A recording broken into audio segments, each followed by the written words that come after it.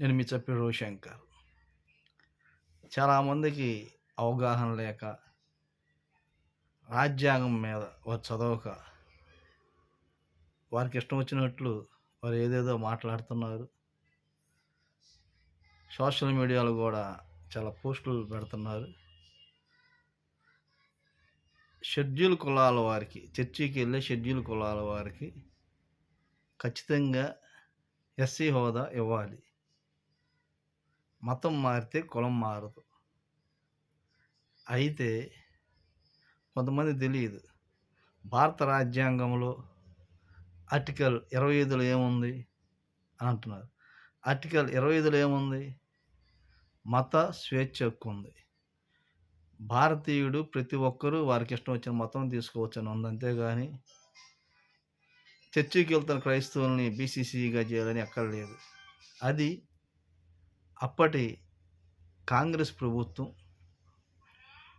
1950 presidential order, అది ఒక రాజ్యాంగం లేదు, అది ఒక రాష్ట్రపతి చేత ఒక ఆర్డర్ని వీరు తయారు చేసి పార్లమెంట్ ద్వారా, రాష్ట్రపతి ద్వారా ఆ ఆర్డర్లో అమలుపరిచారు.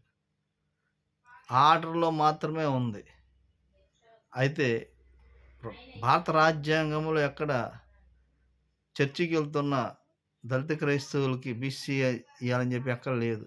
తెలుసుకొని ముందు భారత రాజ్యాంగంలో మత స్వేచ్ఛ హక్కు ఉంది.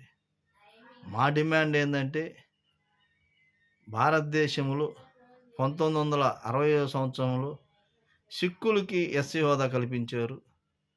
అదేవిధంగా 1990వ సంవత్సరంలో బౌద్ధులకి ఎస్సీ హోదా ఇచ్చారు.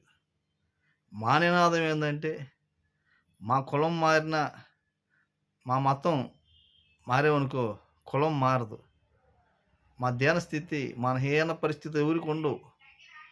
మా మీద అస్పృశ్యంగా ఉంటారు, అవమానిస్తూ ఉంటారు. మా పేదరికం ఏం మారదు. అప్పట్లో గుళ్ళలోకి రానిలేదు కాబట్టి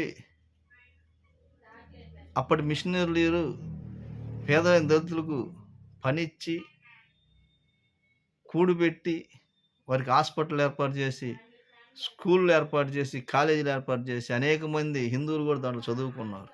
గుర్తుపెట్టుకోవాలి, క్రీస్తు ప్రేమ అనేది కులాల సంబంధం కాదు, మతానికి సంబంధం. ఇది ఒక మార్గం, మనిషి మంచిగా మారడానికి మార్గం.